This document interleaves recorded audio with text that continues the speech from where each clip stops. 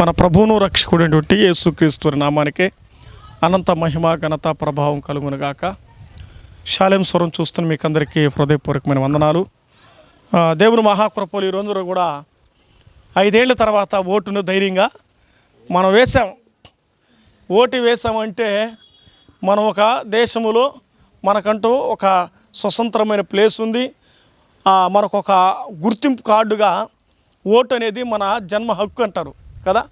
అది మన దేశంలో మనకి ఇచ్చినటువంటి ఒక భారత పౌరుడిగా నా సొంతాన 18 ఏళ్ళ తర్వాత నిన్నబడిన తర్వాత ఓటు హక్కుని వేయగలిగిన అని ఒక ధైర్యంగా ప్రగాఢంగా చెప్పుకునే రోజు ఎన్నేళ్ళకి ఒకసారి వస్తుంది?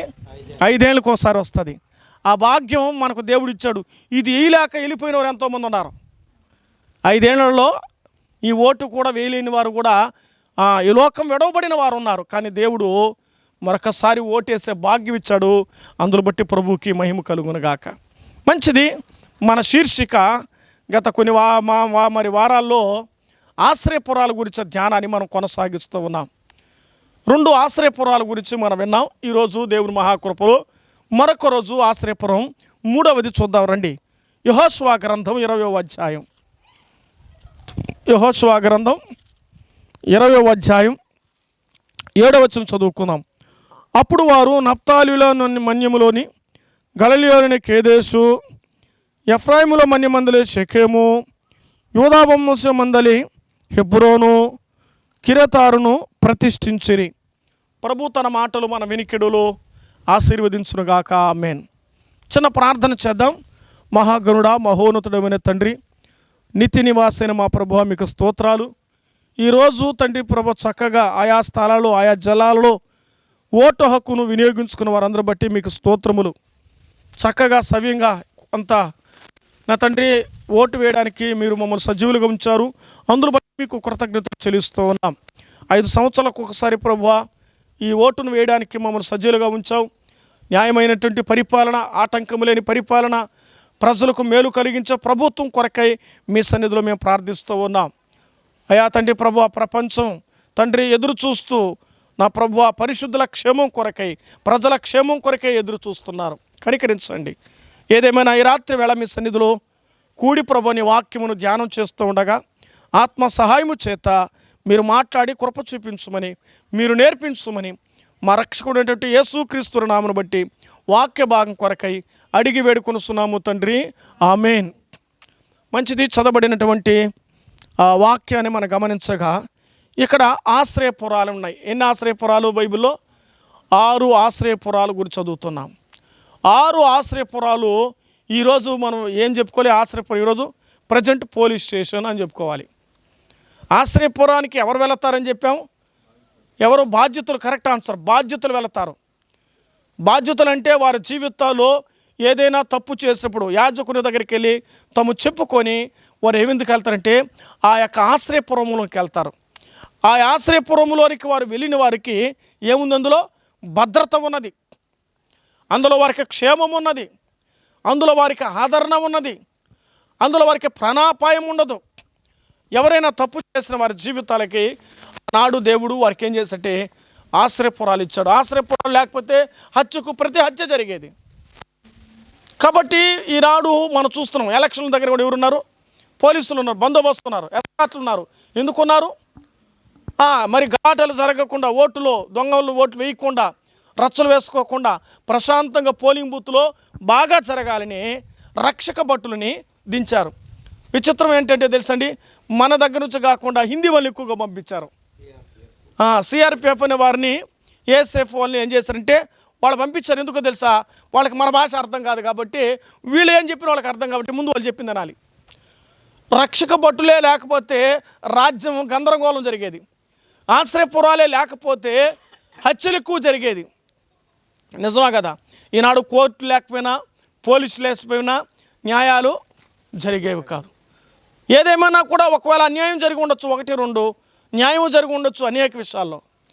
కాబట్టి దేవుని వాక్యంలో రాయబడిన మాటను బట్టి ఈనాడు ఆశ్రయపురం ఏదో తెలుసా? లోకములో పోలీస్ స్టేషన్ అంటే ఆధ్యాత్మికమైన పాపములా జీవించే వారికి ఆశ్రయపురం ఏదో తెలుసా? చెప్పాను, అది సంఘం. ఆశ్రయపురంలో ప్రతి ఆశ్రయపురంలో ప్రభువును చూపిస్తుంది. ఆశ్రయపురము దేవుని సంఘము చూడాలి. ఈనాడు లోకములో శాపములో మునిగిపోయిన వారికి సంఘమనే ఆశ్రయపురం ఉన్నది. అందులో ప్రవేశిస్తే వారి జీవితాలకు ఆదరణ కలుగుతుంది. ఈ ఆశ్రయపురానికి రాత్రి వేళ వస్తే నీకు భద్రత ఉన్నది. లోకములో భద్రత ఎలాగైతే దొరుకుతుందో నీ ఆధ్యాత్మిక మనసుకు భద్రత జరుగుతుంది. కాబట్టి ఇప్పుడు మనం చదువుకునేటువంటి ఆశ్రయపురంలో మూడో ఆశ్రయపురం ఏది మనం రాసుకుంటూ వచ్చాము. మూడవ ఆశ్రయపురం ఏంటో తెలుసు, ఇక్కడ హెబ్రోను అని చెప్పాలి. ఏంది హెబ్రోను? అందరూ చెప్పండి నోటితో. హెబ్రోను అనే మాట మనం చూస్తున్నాం. హెబ్రోను అనే మాటకు అర్థం అంటే సహవాసము అని ఉంది. ఫెలోషిప్. ఏం షిప్ అంటే? ఫెలోషిప్ అంటే సహవాసం. సహవాసం ఎవరితో అంటే ఒకరితో మరొకరు. ఎక్కడికి వెళ్ళంటే నేను సహవాసానికి వెళ్ళాను. అప్పుడప్పుడు మన టైటిల్లో కూడా ఏం పెట్టుకుంటాం? సహవాస కూడిక. ఆ సహవాస కూడికలో దాని సాంగత్య కూడిక అని అంటారు. సహవాసమైన సాంగత్యమైన ఒకటే. మనము సహవాసం చేయాలి.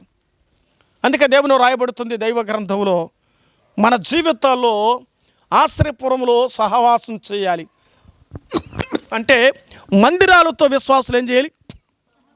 అమ్మా, ఈ మందిరాల్లో ఏమంటే జీవము కలిగిన దేవుని ఆలయమైనటువంటి క్రైస్తవ మందిరాల్లో ఎవరైనా సహవాసం చేయొచ్చు. అక్కడ భద్రత ఉన్నది, అక్కడ రక్షణ ఉన్నది, అక్కడ పాపక్షేమం ఉన్నది, అక్కడ ఆరోగ్యం ఉన్నది, ఆడ ఆయుష్కాలం ఉన్నది.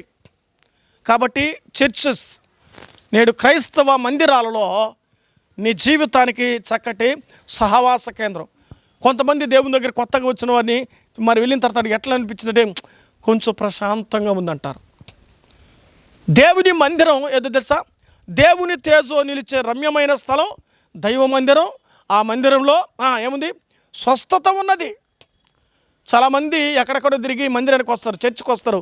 యేసుప్రభు చర్చికి వెళ్తే ఏమవుతుంది? రోగాలు బాగవుతాయి, స్వస్థపరచబడతారు, వారి జీవితాలు కట్టబడతాయి, వారి కుటుంబాలు కట్టబడతాయి, వాళ్ళ బ్రతుకులు కట్టబడతాయి, వాళ్ళ పిల్లల జీవితాలు మారుతాయి, వాళ్ళ భర్తల జీవితాలు మారుతాయి, వారి కుటుంబ జీవితమే దేవుడు కడుతాడు అనే నిరీక్షణతో వచ్చినమితే అట్టి ఆశ్రయపురంలో దేవుడు భద్రపరుస్తాడు.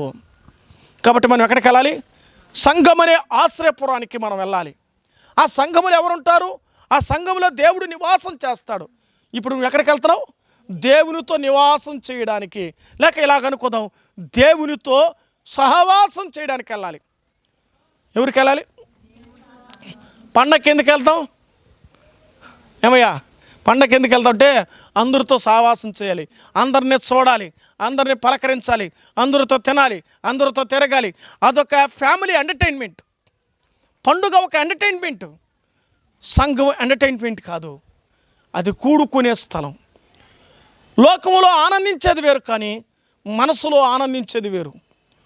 అందుకే ఆ సంఘములో దేవుని యొక్క సన్నిధి, ఆ సంఘములో దేవుని యొక్క ప్రతిబింబం, ఆ సంఘములో దేవునితో ఉండే భాగ్యం.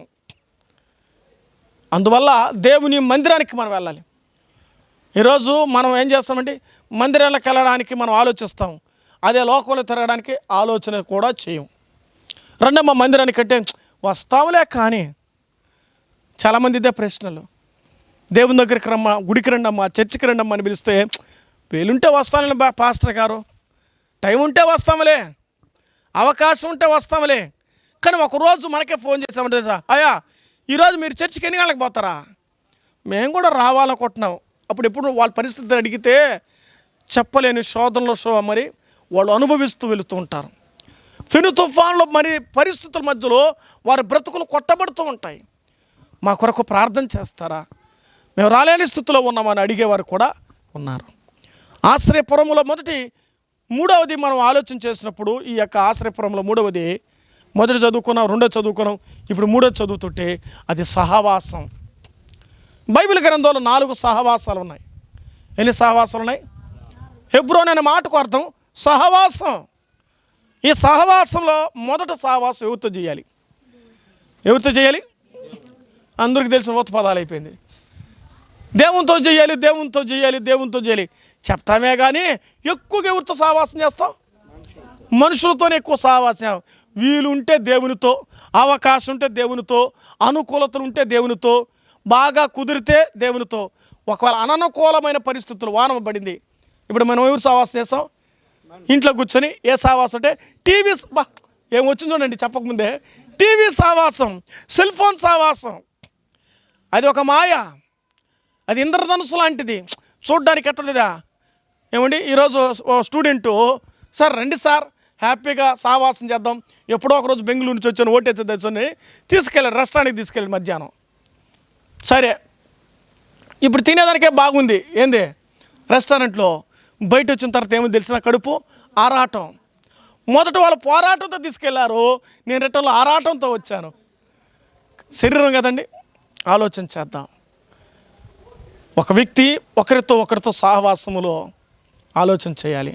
దేవునితో సహవాసం చేస్తే, ఆ మాట చదువుతాం రండి.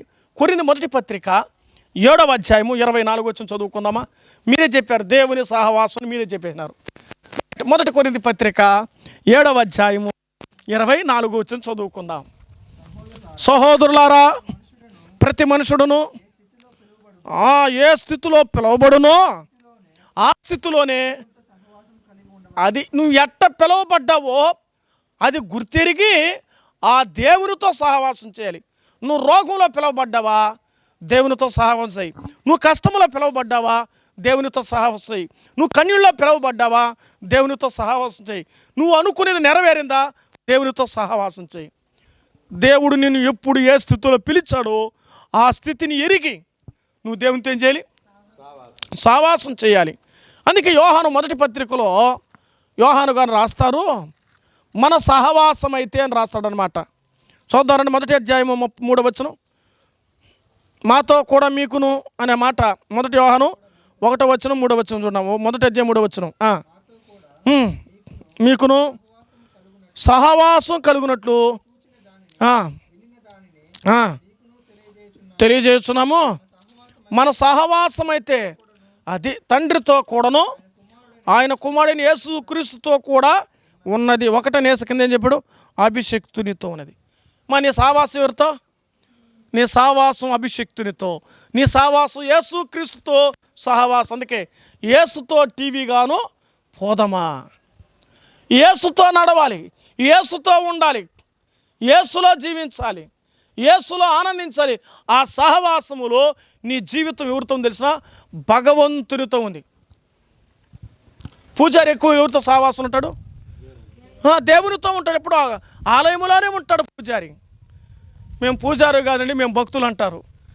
భక్తుడికైనా పూజారికైనా ఎవరు కావాలి? దేవుడే కావాలి. బతుకు తెరువు కొరకు పూజారి ఆయన భరిస్తున్నాడు. అలాగే బ్రతుకు తెరువు కొరకు భగవంతుడు భక్తులు కూడా పోవాలి. నాకు దేవుడు అవసరం లేదానికి వీలు లేదు. నీ నిర్మాణకుడు ఆయన, నీ రూపురేఖలకు కర్త, క్రియేటర్ కూడా ఆయనే.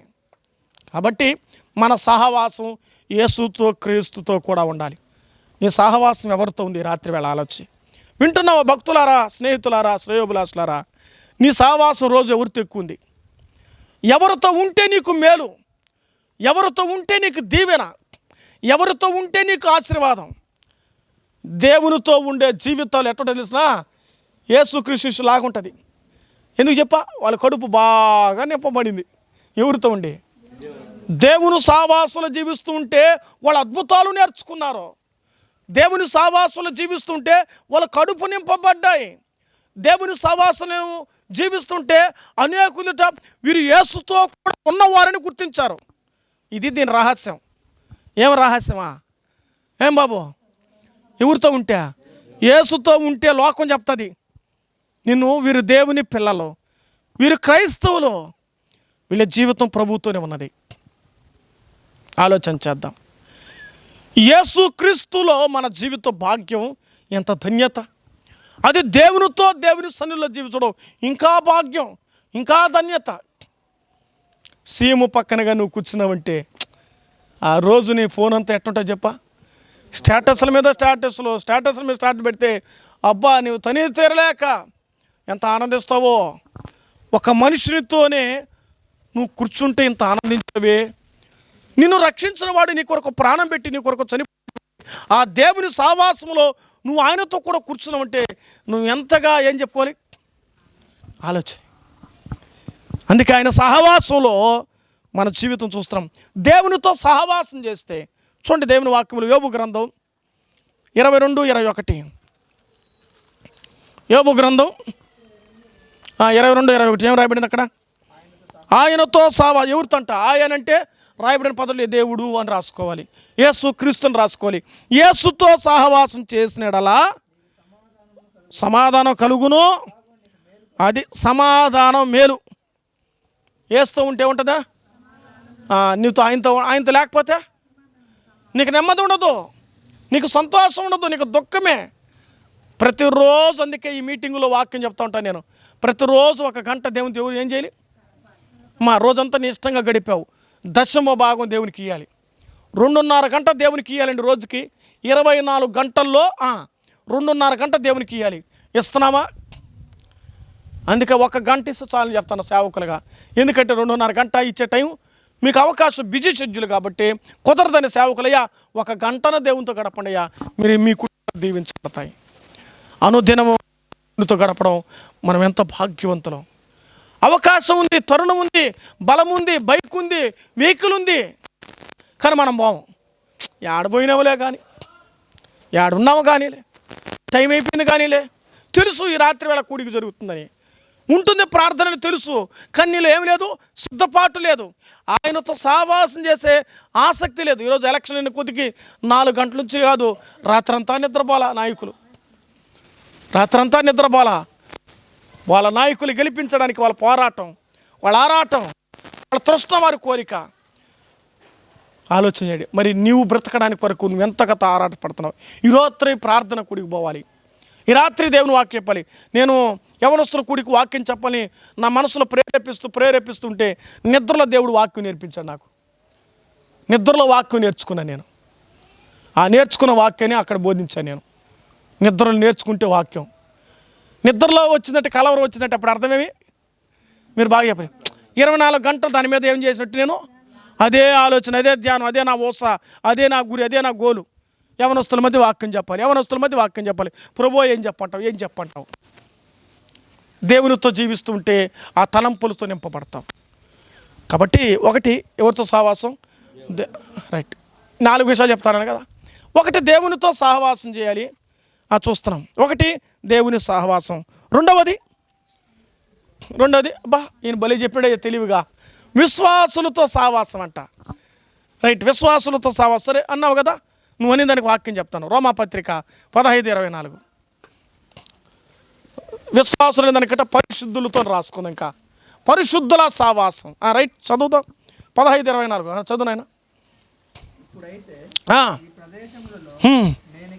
సంచరించవలసిన భాగము లేదని లేదు కనుక అనేక సంవత్సరముల నుండి మీ యొద్దకు రావాలని మిక్కిలి అపేక్ష కలిగి నేను స్పెయిన్ దేశమునకు వెళ్ళినప్పుడు మార్గంలో మిమ్మల్ని చూచి మొదట మీ సహవాసము వలన కొంత మట్టుకు సంతృప్తి పొంది. అబ్బా, అంటే ఇక్కడ ఏమైంది? మీ సహవాసంలో నేనేమయ్యాను అంటే ఎవరి సహవాసంలోకి వెళ్ళాడు? అక్కడ దేవుని పిల్లల సహవాసం అంటే పరిశుద్ధుల సహవాసం, విశ్వాసుల సహవాసం రాసుకోవాలి. అది దాని అర్థం. నువ్వెవరు తక్కువ ఉంటున్నావమ్మా, నువ్వెవరు తక్కువ మాట వాళ్ళ లక్ష్యాలు నీకు వస్తాయి. నీ సహవాసం మంచోళ్ళతో ఉంటే, నీ సహవాసం పరిశుద్ధులతో ఉంటే నీ సహవాసులు గొప్ప కార్యాలు జరుగుతాయి. మనం ఉండే స్థలమే మనల్ని ఏం చేస్తుంది? ప్రభావితం చేస్తుంది. పరిశుద్ధులతో సహవాసం చేయి, నువ్వు పరిశుద్ధుడవుతావు. సేవకులతో సహవాసం చేయి, భక్తి నేర్చుకుంటావు. ప్రార్థనా పరులతో సహవాసం చేయి, ప్రార్థన నేర్చుకుంటావు. విశ్వాసులతో సహవాసం చేయి, విశ్వాసం నేర్చుకుంటావు. లేని వారితో చేస్తే లేనివే వస్తాయి. అందుకే దేవుని వాక్యం రాయబడింది.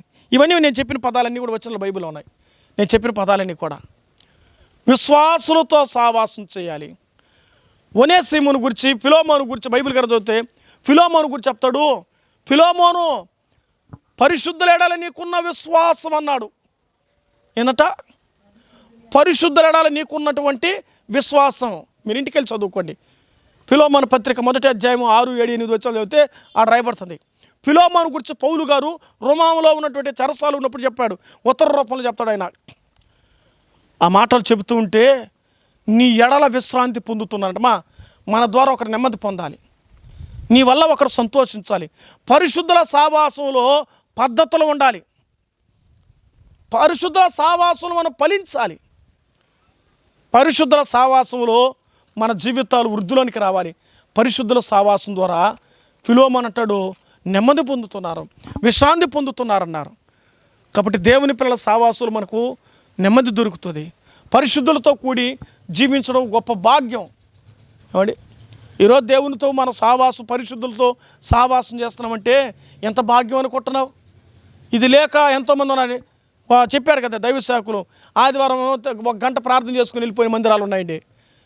పరిశుద్ధులు రాక, కూడికలు జరగక, బోధించేవారున్న విశ్వాసులు లేరు. చెప్పాలని పిలుస్తున్నా, ఆహ్వానిస్తున్నా వచ్చేవారు లేరు. అందుకే ఆలోచన చేద్దాం. ఇది పరిశుద్ధుల సహవాసం. హెబ్రోనులో సహవాసం ఉన్నది, ఆశ్రయపురంలో సహవాసం ఉన్నది. ఇక్కడ మనం చూస్తూ ఉన్నాం. ఆ తర్వాత మరొక మాట మనం చూద్దామండి. ఇంకే సహవాసం ఉంది? ఒకటేమో దేవుని సహవాసం, రెండేమో పరిశుద్ధుల సహవాసం. ఇంకేం సహవాసం ఉంది నాయనా? ఇంకేముందా? ఆడ సంఘం అంటే పరిశుద్ధులు అయిపోయింది. ఒకసారి ఆలోచించండి. బైబిల్ ప్రకారం 4 సహవాసాలు చెప్తాను. ఏమ్మా చెప్పండమ్మా, మీరు చెప్పండి. ఇంకెవరున్నారా? అసలు సహవాసం వదిలేనారా? కాదు, అది కరెక్ట్. లోకానికి ఏం పెట్టే? అన్యుల సహవాసం పెట్టాలి. మనం ఏ సహవాసం ఎక్కువలో ఉంటాం? 100 మార్కులకి 80 మార్కులు ఏడుంటాం? వాళ్ళతోనే ఉంటాం. ఎందుకంటే ఉండొద్దని చెప్పలా, అది ఉండమన్నాడు కానీ వాళ్ళకి వేరే ఉండమన్నాడు. విశ్వాసకి అవిశ్వాసకి పాలెక్కడిది. 3వది అన్యుల సహవాసం. చూడు 106వ కీర్తన 35వ చరణం.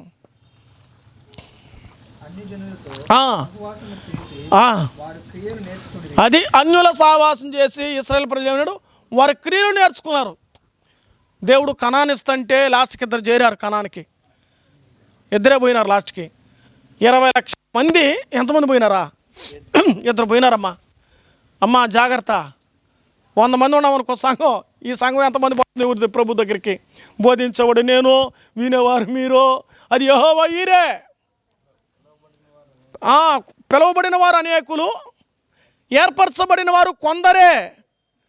ఆ కొందరిలో నువ్వు ఉండాలి. ఈ మీటింగు ఆ కొందరిలో నువ్వు జీవించాలనేది ఈ భాగ్యం. ఆ కొందరిలో నువ్వు సావాసులు సాగిపోని ప్రభువులో ఉండాలనేదే ఈ తృష్ణ. ఈ వాక్యం కూడా మీకు అందుకే వినిపిస్తున్నావు. షాలేం స్వర ద్వారా ఎందుకు వినిపిస్తున్నామంటే ఆ కొందరిలో నువ్వు ఉండాలి. ఒక రైమింగ్ ఉంది, అందరితో నువ్వు ఉండాలి, అందరిలో నువ్వు ఉండాలి. నేను ఎక్కువగా ఈ పదం ఇష్టపడతాను. ఎక్కడంటే అన్న దగ్గర చూసి నేర్చుకుంది. అన్నకి జనం అంటే భలే ఇంట్రెస్ట్. ఎవరికి? మన అన్నకి జనంలో సావాసం ఉండాలంటాడు. తను పుట్టి పెరిగినప్పుడంతా కూడా జనం మధ్యలో ఉన్నాడు. ఆ తృష్ణ ఇంకా కాటి వరకు బాధది అంతే. జన సావాసంలో ఏమంటే ఆ బలమే, ఆ ఆనందమే, ఆ తృప్తే. ఏమంటే ఇంతమంది ఈరోజు చూడగలిగామంటే ఎంత ఆనందం. అదే ఇంట్లో నువ్వు టీవీ చూడు ఒకవేళ ప్రార్థన ఆగిపోతే ఏమనిపిస్తుందా? ఈరోజు పోలేదు మనసులో. నువ్వు ఎంత వండుకొనే తినే తల్లి ఆలోచి. ఒకరికి వాగ్దానం చేస్తుంటావు, వస్తానని చెప్పుంటావు, పోవు. కానీ గుండెలా పిలిచాడు పోలేకపోయినామే, మంచి కార్యానికి పిలిచాడు పోలేకపోయినామే. కలిసి మోకంతో మాట్లాడి సమాధానం పడేదాకా మనకేముండదు మనసులో. అదే నెమ్మది బాధ ఉండదు. ఆ బాధలో నిండిపోతాం. అన్యుల సావాసం ద్వారా మన జీవితంలో చాలా ప్రమాదాలు ఉన్నాయి. వాళ్ళకి వేరుగా బ్రతకమన్నాడు. వాళ్ళ లక్షణాలతో ఉండవు. మన ద్వారా వాళ్ళు నేర్చుకోవాలి, వాళ్ళ లక్షణాలు మనం నేర్చుకోకూడదు. ఇశ్రాయేలు ప్రజలు నేర్చుకుని కదా తయారైపోయినారు. ఈరోజు అలా విని వారి జీవితం అలాగే. ఒకవేళ అన్యుల సావాసంలో అలా జీవిస్తూ వెళ్తే యెషయా గ్రంథం 2:6 ప్రకారం మనం విసర్జించబడతామంట దేవుని దగ్గర. యెషయా గ్రంథం 2:6లో మనం విసర్జించబడతామా? వాక్యం తెలిసి, సేవకులు చెప్పి, వాక్యం బైబిల్లో నువ్వు చదువుతూ, పర్సనల్గా ప్రార్థన చేస్తూ, సంఘంతో సహవాసం చేస్తూ, ఇట్లాంటి మీటింగులో వాక్యం విని ఇంకా నువ్వు మారకపోతే కష్టం నీకే, నష్టం నీకే, బాధ నీకే, శ్రమ నీకే. విసర్జించబడతావు, విడిచిపెట్టబడతావు. నీ కొరకు ప్రభు ఈ లోకానికి వచ్చాడు, రక్తం కార్చాడు. నువ్వు విడిచిపెట్టబడ్డం, ఈ లోకంలో విడవబడ్డం దేవునికి ఇష్టం లేదు. యేసయ్య నీ కొరకు రక్తం కార్చి చనిపోయాడు. పరలోకంలో తనతో ఉండాలని కోరుకున్నాడు. నువ్వు లోకంతో ఉండాలని కోరుకుంటావా? ఆయన వచ్చిందే నీ కోసం. అది కరెక్ట్గా రాశాడు. నువ్వు అన్యుల సహవాసం చేసి నిన్ను విసర్జిస్తాడు ఆయన. ఆ వాక్యం చూడండి మీరు. అందుకే ఎక్కువగా మనం ఎలాగ ఉండాలి? ఎందుకు చెప్తాం? సేవకులమా వాళ్ళతో కలవద్దు, వాళ్ళతో పోవద్దు, వాళ్ళతో ఉండదు, ప్రార్థన వీరుతుండే 24 గంటలు వాళ్ళతోనే ఎవరితో ఉండమంటావా? అంటే పరిశుద్ధుల సహవాసం వద్దా? నీ సహవాసంలో అది మేలేది. వాళ్ళు చెడిపోయే పనులు చెప్పలేడా? భక్తుల బతుకునైనా బాగుపడతామంటున్నారు అంతే. అదేగా చెప్తున్నారు, ఇంకేం చెప్తున్నారు? ఆ కూడిక ద్వారా నువ్వు బాగుపడతావు. ఒకవేళ లోకంలో మాటలు విని, వాళ్ళ మాటలు వీళ్ళ మాటలు విని నువ్వు ఆగిపోయావా, నువ్వు నిలిపేసావా, నష్టం నీకే. ఇప్పుడు కొంతమంది ఆగిపోయారు, నష్టం ఎవరికి? అంతే అంతే. నీ భక్తికి ఎవరు నీకు ఆటంకం కాకూడదు. ఆలోచన చేద్దాం. ఈ రాత్రి వేళ దేవుని వాక్యం నీతో మాట్లాడి చివరిగా మనం ఇంకొకటి ఉంది. ఏమండి? అన్యులు రాయబడుతుంది. అన్యులు కూడా దీనికి ఒక పదం పెట్టాడు బైబిల్లో, భక్తిహీనుడు అని కూడా రాయబడింది. ఏంటంట? భక్తిహీనుడు అని కూడా రాయబడింది బైబిల్ గ్రంథంలో. అందుకే దేవుని వాక్యం యోబు గ్రంథం 34 చదువు నాయన. ఇది ఒక గుంపు ఉంది. ఇది ఏది చూద్దాం? యోబు గ్రంథం 34 చదువు నాయన. చెలికాడాయను ఏంటంటే భక్తిహీనులకు. భక్తిహీనులు ఇది మరొక గుంపు చెప్పాను నేను. భక్తిహీనులు అంటే అర్థం ఏమంటే భక్తి కలిగి వాటికి దూరం అయిపోయిన వాళ్ళు అర్థం. అది అంతే కదా. భక్తి లేకుండా కాదు. హీనులని పెట్టుండొచ్చు కదా. దేవుడు అట్లా రాయలేదు. ఆడ ఏం పెట్టాడు? భక్తిహీనులు అన్నాడు. అంటే ముందు ఒక కొటేసి ఇచ్చాడు వాళ్ళకి. వాళ్ళు భక్తిలోనే ఉన్నారు, వాళ్ళు బాగానే ఉన్నారు, కానీ ఏమైంది? రక్తహీనత. అది రక్తహీనత అంటే రక్తం తక్కువగా ఉంది. కరెక్ట్ పదం చెప్పాడు బ్రదరు. రక్తహీనత రక్తం ఉంది కానీ తక్కువే. Right answer. రక్తహీనత అంటే రక్తం కొంచెం తక్కువ. ఈరోజు నీ కథ నా కథ దేవుని వాక్యం చదువుదాం. నిజమే. ఈడ శరీరంలో రక్తహీనత తగ్గింది, భక్తి జీవితంలో భక్తిహీనత అయిపోయింది. అందువల్ల వాక్యం ప్రతిరోజు పఠించాలి. పఠింప శ్రేష్ఠ గ్రంథం బైబిల్. ఈ గ్రంథం పరిశుద్ధాత్మతో రాయించండి నీకోసం. అందుకంత ఖచ్చితంగా వాక్యం చెప్పడం. నువ్వు ఎలా బ్రతుకు, నువ్వు ఎలా బ్రతుకు, నువ్వు ఎలా బ్రతుకు అని చెప్తా ఉంటే ఎవరేమనుకున్నా పర్వాలేదు, చెప్పేది చెప్పడం అంతే. అదేమన్నా కానీ ఉన్నది ఉన్నట్టుగా 100 రూపాయలు నోట్ 100 రూపాయలు కాదు ఇది, అదేమో అనుమానం ఉందని చెప్పకూడదు. పిల్లవాడికి ఇచ్చే చెప్తాడు 50 రూపాయల నోట్ అంటే 100 రూపాయలు నోట్. వాక్యం రాయబడింది, నువ్వు రక్తహీనతగా బ్రతకద్దు, భక్తిహీనతగా బ్రతకద్దు, భక్తిగా బ్రతుకు. భక్తిలో శక్తి ఉంది. దేవుని వాక్యం ఉంటుంది. చాలా విషయాలు రాయబడ్డాయి. భక్తిహీనులతో సహవాసం వల్ల లిస్టు చాలా రాశాడు బైబిల్ గ్రంథంలో. వాళ్ళు నాశనం అయిపోతారు, వాళ్ళు చెడిపోతారు, వాళ్ళు కూలిపోతారు, వాళ్ళ కుటుంబాలు చిన్నాభిన్నం అయిపోతుంది, వాళ్ళు పరగలోకానికి వారు అగ్నిగుండానికి వెళతారు. ఇన్ని పదాలు రాయబడిందండి. కాబట్టి ఈ రాత్రి వేళ 4 కార్యాలు, 4 సహవాసాలు చెప్పాను. ఒకటి దేవుని సహవాసం, రెండవది పరిశుద్ధుల లేక విశ్వాసుల సంఘ సహవాసం, మూడవది అన్యుల సహవాసం, నాలుగవది భక్తిహీనుల సహవాసం. ఈ సహవాసాల ద్వారా చాలా ప్రమాదం. ఈ సహవాసం ద్వారా ఇబ్బంది కలుగుతుంది. కాబట్టి మన జీవితాల్లో ఈ వాక్యం ద్వారా మనం బలపరచబడి ప్రభుకి ఇష్టలుగా బ్రతకడానికి, ప్రభు కొరకే వెలిగించబడడానికి. అందుకని నిన్ను పిలిచిన వాడు ఎలాంటి వాడు? నమ్మదగిన దేవుడు. మన దేవుడు ఎలాంటి వాడు తెలిసిన? నమ్మదగిన దేవుని నమ్ముకున్నాం, కానీ మన జీవితం లోకంలో అమ్ముకోకూడదు. ఈరోజు ఓటు అమ్ముకున్నావా, నమ్ముకున్నావా? అది దేవుని పిల్లలు నమ్ముకోకూడదు, నమ్ముకోవాలి, నమ్మాలి. నిన్ను వాళ్ళ క్రైస్తవులని నమ్మాలంటే ఆయన సావాసులు సాగినవాడు రోషంగా ఉంటాడు. ఆయన కొరకు ఏదైనా వదులుకుంటాడు. ఆయన కొరకు తన జీవితం పౌలు వాళ్ళే తెగించాలి. మంచి పోరాటము పోరాడి తిని, నా పరుగు కడముట్టించి తిని, విశ్వాసమును కాపాడుకుంటుని, ఇక మీదట నా కొరకేముంది? అన్నే కిరీటాలు రాయబడింది. జీవ కిరీటం ఉంది, నీతి కిరీటం ఉంది. లాస్ట్కి ప్రభు దగ్గరికి పోతే ముళ్ళ కిరీటం పెట్టించుకోవద్దండి. ముళ్ళ కిరీటం ఒకటి అగ్నిగుండమే. ఆయన రాకడా మన పోకడాలో మనం జాగ్రత్తగా బ్రతకాలి. ఈ వాక్యం అందుకే మనం నమ్మాలి. దేవుని వాక్యం నమ్మి ప్రభు కొరకు అలాగూ బ్రతకడానికి ప్రభు సహాయం చేయనుగాక. ఆమేన్.